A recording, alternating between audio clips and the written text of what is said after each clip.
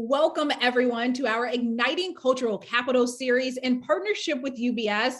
As a longtime supporter, they're such an important ally for founders and funders, where culture is key to building inclusive capital ecosystems. And for that, I am truly grateful. And thank you everyone for joining us today. Please know that you are the key to igniting conversations around the importance of cultural capital. We need you. We are in this together.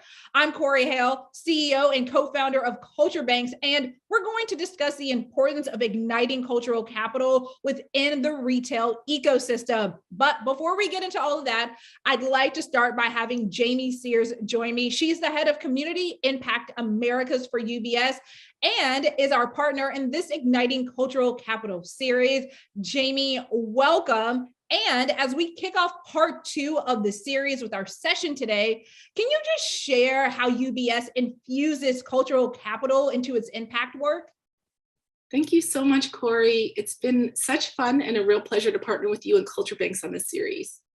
I'm really looking forward to today's conversation. Can I just say how lucky I feel like I'm amongst friends here?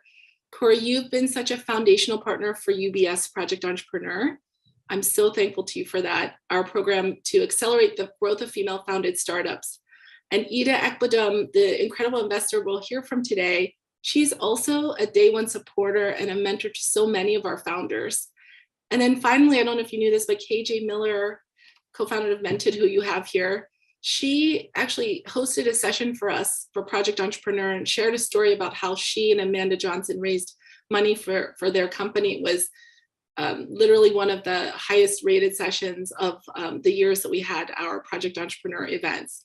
So I'm just excited to hear these stories that we're able to tell about leading entrepreneurs and investors like yourselves. And this is all about, for us, representation, both who's leading the way, but also who can lead the way. And to answer your question, our purpose at UBS is to reimagine the power of investing and connect people for a better world. The reason why we wanted to do this series with you on how we can be igniting cultural capital is both about recognizing the value of and investing in entrepreneurs and innovators who are really thriving despite being denied truly equitable access to opportunity and capital. So for us, it's just about imagining what more could be done, the growth potential, if we would be able to leave these conversations and then take concrete actions to make the entrepreneurial ecosystem work better for women and founders of color. And so developing programs and partnerships that really center founders and work with them at the earliest stages to get them investment ready has been a big part of how we've been able to contribute to toward this effort at UBS. Jamie, I know you guys are such great supporters of entrepreneurs all across the country. Would you be able to explain how UBS uses this idea, perhaps, of cultural capital to really create a more inclusive ecosystem for entrepreneurs? It's disappointing to say this, but research still bears out the equity gaps that many founders face today. And these are obviously not new. We've been focused on inclusive entrepreneurship, making the entrepreneurship ecosystem as a whole more inclusive for the past decade. And we know there's so much more work to be done. And that's why this theme that I've really appreciated our collaboration on over the years about changing the narrative, I think makes such a big difference to be able to shine a light on trends, experts, and leaders whose stories are undertold, but they're really key to driving the innovation economy forward. And this one in particular is about ensuring the incredible influence, intellect, and contributions of Black entrepreneurs, investors, and creators. That's really what cultural capital to us is about and why we wanted to come together with you. We wanted to recognize and elevate it so that the ecosystem as a whole could become more inclusive. I think one of the things we recognize is just about how their perspectives and lived experiences and ideas are really shaping these sectors of the future. And so much of the work, I should say, that these founders are doing lay the groundwork on which so many others continue to build on. So thank you so much for this opportunity to be a part of telling some of their stories. Let's go ahead, everyone, and jump right into our conscious conversation around igniting cultural capital. Our excellent panelists today include KJ Miller, who is the co-founder and CEO of Minted Cosmetics. I'm sure you've seen them in Target and other locations. It's a multi-million-dollar beauty brand celebrating women of all hues. KJ led the company in securing over $9 million in venture capital funding. And in addition to that, prior to even founding Minted Cosmetics, she spent most of her career actually working in retail. So this is a space she knows exceptionally well. Albeit she did have a great 2-year hiatus to attend Harvard Business School. And outside of Minted, KJ has mentored and advised dozens of entrepreneurs, guest lectured at top ranked business schools, and created a groundbreaking course called the Startup Starter Kit that levels the entrepreneurial playing field and makes the business world accessible to all. And I also just found out she teaches a class at Yale, just because I guess she has extra time on her hand. No, she doesn't. She's super busy. I don't know how she gets it all done. But also joining us today, another super impressive woman who I've known for quite some time. We have investor Ida Ekpudum, who is a partner at Gingerbread Capital, where their mission is to engage, educate, and elevate the next generation of successful women business leaders and investors. She actually oversaw investment opportunities at Plum Alley as a venture partner prior to coming to Gingerbread Capital, and created a pipeline for high growth, female founded, and gender diverse startups. Ida holds an MBA in marketing and entrepreneurial management from the famed Wharton School at the University of Pennsylvania. Thank you guys both so much for joining us in this pivotal and super important conversation. But to kick things off, KJ, I'd love to start with you because the majority of Black female founders, they have a very hard time even getting to the point of being able to raise $1 million. I'd love for you to tell our audience right now about your path to becoming a venture-backed company, along with the super unique space that Minted Cosmetics operates in. Sure, absolutely. Well, first of all, let me say thank you for having me. I'm excited to be here, excited to be doing this with Ida, who's such a champion for entrepreneurs of color, for women entrepreneurs. So I'm excited to be doing this. Let me say, yes, raising venture capital is extremely difficult. I think it's difficult no matter who you are, but it is absolutely harder when you're a woman of color because not a lot of people who look like us are raising 1 million, 5 million, 10 million.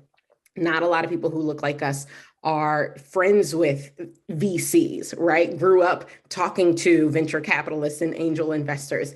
And so it's almost not even a world a lot of us have access to. So it is more difficult. I will say my journey, I'm very blessed to have gone to Harvard Business School because that sort of opened my eyes to the world of venture capital. I went to HBS knowing I wanted to be an entrepreneur, and in fact, had started a few businesses before I got there that, failed and fizzled. But I didn't know anything about venture capital. I just sort of assumed if I'm going to start a business, I've got to bootstrap it on my own.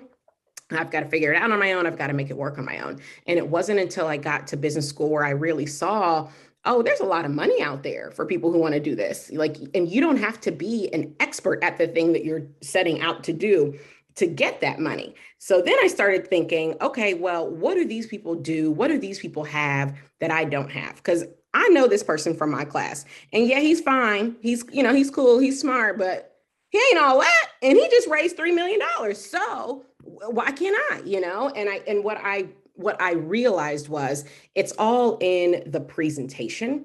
It's all in bringing the investor along with you and helping the investor see the opportunity. Because at the end of the day, investors have a mandate to bring a return to their LPs, right? So they're looking at everything from a dollars and cents perspective. You can be the nicest, kindest, smartest person in the world, but if you're pitching them an idea that doesn't look like something that's going to make them a multiple, it doesn't matter, right? And so that's the mindset that I brought to it. Okay, I know as a woman of color, we don't have enough beauty options. I know that. I know that for myself. I know that for my friends. I know that for my family. But how do I make that fact make sense from a money perspective, from a return perspective to these investors? So then you start digging and you start looking at the data. Well, the data tells us Black women in particular outspend their white counterparts on beauty by upwards of 80%. So now I've got an investor's mind churning. Well, wait a minute. So they're spending more on beauty, but they're dissatisfied with their beauty options. That's an opportunity. That's a gap. And that's what investors look for. So I just really, from the very beginning, tried to approach it, even though for me, it's very personal. Beauty is very personal. When I was in those rooms, yes, I still brought my personality, but I always led with the size of the opportunity, the unmet need, the gap, and how I was suited to fill it, because that's what they think about. And that's what they are mandated to make sure that they're chasing after to get those outsized returns for their investors. So it's hard no matter what, but I think the mistake I sometimes see founders make is they just want to focus on the problem that they're solving. And, don't you see it too? Don't you see how important this is? I don't have this thing and I should have this thing. The world should have this thing. Sure, cool, great. But is it going to make them money? Right? At the end of the day, unless you're starting a nonprofit, isn't going to make them money. And so I did my best to focus on that from the very, very beginning. Well, it obviously proved to be quite successful for you, KJ. And speaking of investors looking for outsized returns, I mean, Ida, you've been in this investing space for quite some time. I forgot to shout out Tigris Ventures when I was reading your bio, which is actually when I met you back in the day. You were running your own sort of consulting and advisory fund around this entrepreneurial space. But when you think about investors, and especially because you've been in this space for so long, I mean, we know that people are typically investing in folks who look like them. Obviously, that's ethnicity, gender, the list kind of goes on and on. But 70% of venture capitalists happen to be white, 26% are Asian, only 3% of them are Black. Can you share why prioritizing underrepresented female founders can really create an untapped market opportunity for you at Gingerbread Capital? Absolutely. Well, I'm super excited to be here. And you can just tell by hearing what KJ has had to say why I was drawn to her and Amanda, and why, when we get women of color, Black women in these positions to shine, they build products, they build services, and they create markets where there weren't any, and where there needs to be more of. And, as you said, around Tigers, that's when I met you, and that's when I met KJ. And the part of this venture world is relationship building, access, opportunity, and networks. And that's one of the things that is sorely lacking when it comes to underrepresented founders. And that's kind of how I built this relationship with KJ. I think I was like one of their very first interviews pre-launch, or they were just about to launch. So I've gotten to see them before they launch, to see where they've gotten to go and to be able to invest in them. And that's one of the things that when you're in the venture world, you don't get it. Very rarely does somebody give you a check, unless maybe you're that white man that raised the 3 million out of nowhere on one or two conversations. It takes having multiple interactions over time. And that's one of the things that many underrepresented founders don't have. And so by having me sitting in this seat, I know that we at Gingerbread Capital are seeing a lot more deal flow from Black women, from underrepresented female founders, and we are unapologetic about saying, we just want to talk. If there's not a woman as part of your team, we don't want to proceed with the conversation, because I think that's what's going to have to change in the venture landscape, is moving with intention. And all male teams can move with intention as well. That doesn't have to be solely in the hands of women, in the hands of Black people. But when you say, I unapologetically want to be investing in teams that are diverse, that are gender diverse, that are racially diverse, and then put capital behind it, that's when things are making a difference. And that's kind of how we approach it at Gingerbread Capital. I approached it at Tigris because I got tired of hearing these conversations. Women want lifestyle businesses. Women don't want to be CEOs of major companies or whatever. I was like, no, we do. We just don't want to be CEOs of BS where it's not about what you can bring to the table and what you are putting out in the world, but the politics of it all. So that's what I love about the venture space. And that's what I love about being able to be in a position to make it more inclusive by being able to invest with intention. I love that intentional investing. That's what we need to see more of across the entire VC space because it really is lacking. However, KJ, you are so impressive what you guys have been able to build at Minted Cosmetics and the fact that you just closed this Series A $5 million round earlier this year, especially when I think about, because I know you talked about, hey, let me show investors how big of a market opportunity this is. The global makeup market is expected to be worth around $85 billion. This is according to a report from Statista. In your opinion, though, what role do you feel cultural capital, because, you know, there weren't a lot of options for especially darker skinned women out there. What role do you feel like cultural capital plays when it comes to perhaps creating even more access to a bigger share of that $85 billion market for Minted? Yeah. Well, first of all, let me just say, I feel so lucky that my cap table is so diverse and that I have a lot of women, a lot of minorities, particularly relative to other venture-backed companies. And it has been incredibly important. So when you talk about cultural capital, to me, that means capital coming from people who have that same understanding as Ida, right? That diversity is more than just a box that you check. Diversity is actually what starts to make these companies more valuable, more profitable, because they have a better understanding of a wider group of people. Why wouldn't that be better for business? And so I have a very diverse group of people who have backed Minted, and I'm very proud of that. And I think because of that, I am able to move faster, right? Run faster and go farther. And I also think, you know, when I think about the startup landscape in general, you mentioned I teach at Yale, and I do. So most of my students are students who want to launch a business. And a lot of them are students who, like me, when I got to HBS, don't have access to or don't really have a network of investors. And so what cultural capital does is sort of broaden that landscape, broaden that access. And I just think it's so important because there are just so many investors who I think don't even know what they're missing out on because they're not having those conversations. They're just so used to going to whatever their pool is, whatever their network is, and assuming all of the innovation is going to come from that pool and that network, when if they took the opportunity to broaden their landscape a bit, they'd understand that innovation comes in every shape, every size, every color, every race, every gender. And so it's been incredibly important to us and to our growth. And I think as I watch the new sort of crop of founders coming in, I see how important it is for their growth as well.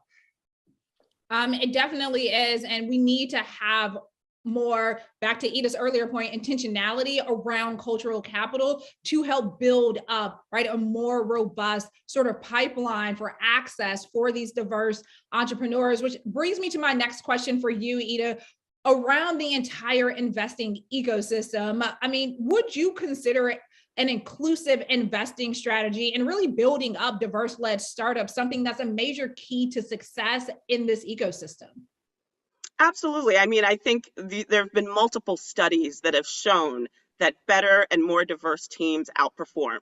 And I think that case has been made. So then it's not when people are like, oh, you only invest in, women, aren't you afraid you're going to miss out on the next Facebook, or aren't you going to miss out on the next like big company? And I go, well, why are you thinking, if we're 51% of the population in the US, I believe that the next major company is going to be coming out of a female founder or a gender diverse team.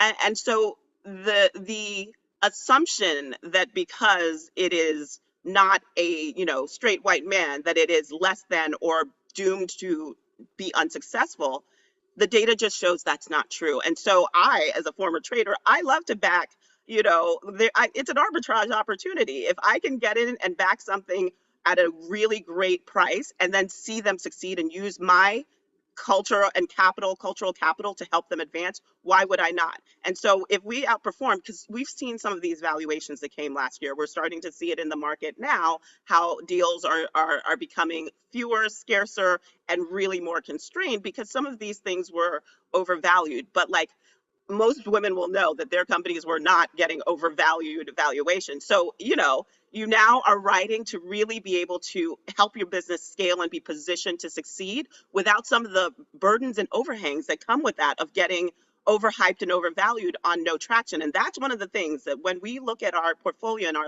female founders, they are coming in with traction that far exceeds their male counterparts. And that is not being valued. Well, it's being valued by me and it's being valued by Gingerbread Capital. And I think the successful and smart funds are going to start seeing that, and that's going to be recognized. And then we add fuel on the fire by opening up our networks to make sure that others know about it. Oh my God, I love you so much, Ida.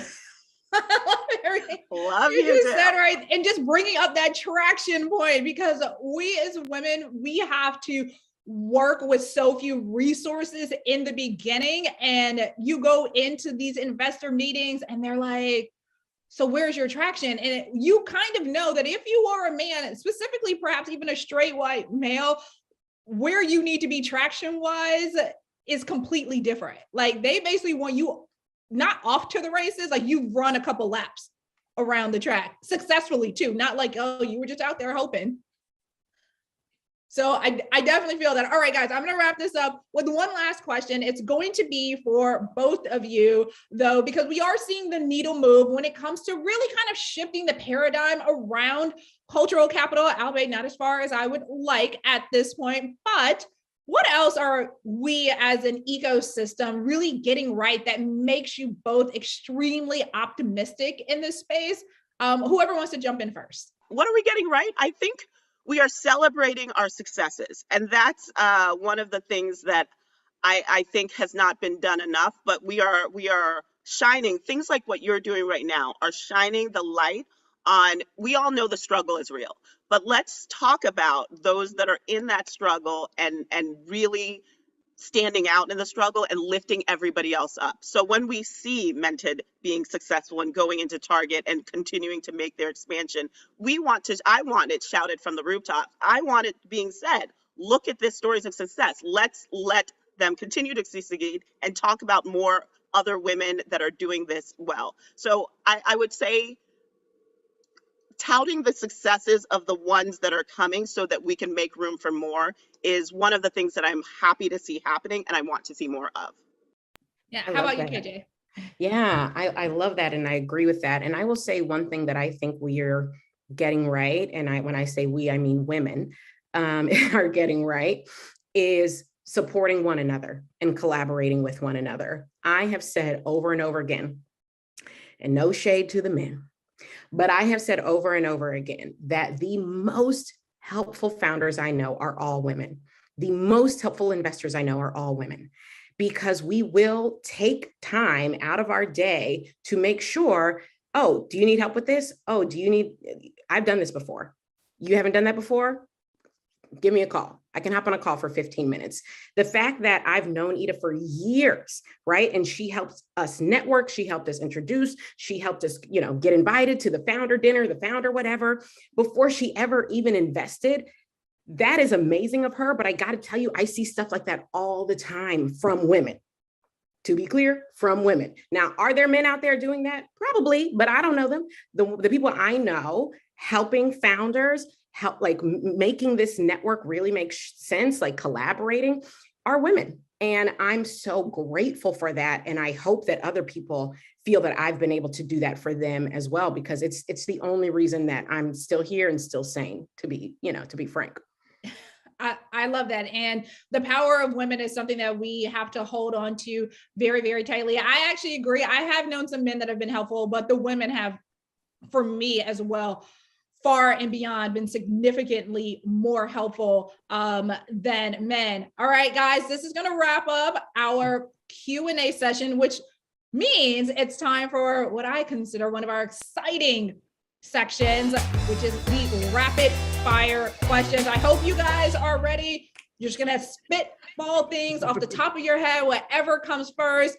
KJ, you are up first with what motivates you to keep going and why? A couple things. I will say the first is my daughter. I gave birth last year to a beautiful baby girl, and she is just She's everything. And I was on the fence about having kids for a long time. And I know I'm not going to have any more. Okay, let's be clear. But she is just so excited and curious. And, that motivates me to keep doing. When I don't want to do it anymore, I remember I've got a baby girl watching me. She's curious. She wants to know what's going on in there. I see you put on this makeup. I want to know what it is.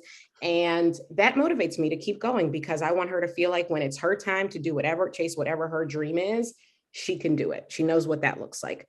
And then the second thing I'll say is my team. I love watching the people on my team grow whenever they I just promoted one of my people from coordinator to manager. And she has just blown me away. She has blown me away with her presentations, her pitches, her proposals. We're doing an email campaign right now that is just like crushing it. And it was completely her brainchild. So anyway, I that motivates me. Again, when I start to feel like I'm over this, I'm so tired, like I don't need to be this stressed, I look at my team, I see how much they're growing, how much they're doing, and that motivates me a lot. All right, rapid fire questions continue. Now with you, Ida, what are 3 skills people actually need to be a successful entrepreneur? Oh, absolutely. Grit, resilience, and stamina, because it is a long road. Everybody hears the overnight successes, and it sounds like it's overnight. It is not. It is a lonely road. And when you are at the top, when you are the founder, when the buck stops with you, there's very few outlets that you have. So having that kind of the grit, the resilience, and the stamina to be able to carry on in the good and the bad times is what I consistently see when I look across our portfolio of founders, what they have in common, despite the differences in the types of businesses they're building. I would agree definitely with all 3 of those things. All right, KJ, back to you for our rapid fire questions. What time of day are you most productive, especially now because you got that little one? I've always been a morning person, and I still am. I do my best thinking in the morning. I'm fresh. After about 5 o'clock, will I still work? Sure. Will it be as good? No, because my brain has started to turn off. So I'm morning for sure. All right, morning person all the way. Ida, what is your favorite life hack? Oh, favorite life hack? Food delivery services. Like, and living in Manhattan, I'm very lucky of like high quality ones. So while I can cook, yes. Is that the best use of my time? No. So yes, high quality food delivery services, which I feel very fortunate living in Manhattan. I have access to many. Oh my God. I'm not gonna lie, that's it. I love that so much. I always joke, I'm like, oh my God, DoorDash gets so much of Culture Banks' money, like on a monthly basis. There's so many. Probably be better if we just like put them on payroll or something. It might be cheaper at this point. Just throwing it out there. All right, KJ, back to you. What is the one app you would say that you cannot live without? Yeah, I know it's going to be a little crazy, but I'm going to go ahead and say TikTok. I love TikTok. It is just, I think, one of the best and most entertaining social media outlets out there right now. And I'm making a big bet on it for Minted as well. We're spending a lot of time making a lot of content, but I think it's important, and it's just so gosh darn entertaining. When I only have if I have a 10-minute break and I just need to breathe, I go to TikTok, and I honestly feel better. And I feel like there are a lot of social media apps that if you spend 10 minutes on them, make you feel worse. TikTok has figured it out in a way that just makes me feel better. Oh my God. That was so unexpected, KJ. I know. I know what I thought you were going to say at all. I didn't know what you were going to say, but I didn't know it was going to be TikTok. All right, something out there. Hey, it helps you decompress. That is important as a founder. All right, Ida, the next question is for you. What would you say is the one book that changed your life? Oh my goodness. That's a really tough one. And I think the one book that consistently comes back to me and has sat with me even after a few years away from reading it was Paul Kalanithe's When Breath Becomes Air. And he was a neurosurgeon that got diagnosed with cancer. And he writes about all his life, and when you know you're going to die, how do you live life with intention? And then his wife ends the book for him after his passing. So there's and I lost my parents and my sister. So I think that the living life urgently and with intention and books that have that in it always kind of stick with me. So yeah, that's the one that when I think about books that have stuck with me, it's that one. I'm gonna have to read that book. I never even heard It's of this. it's short. It's really powerful. Yeah.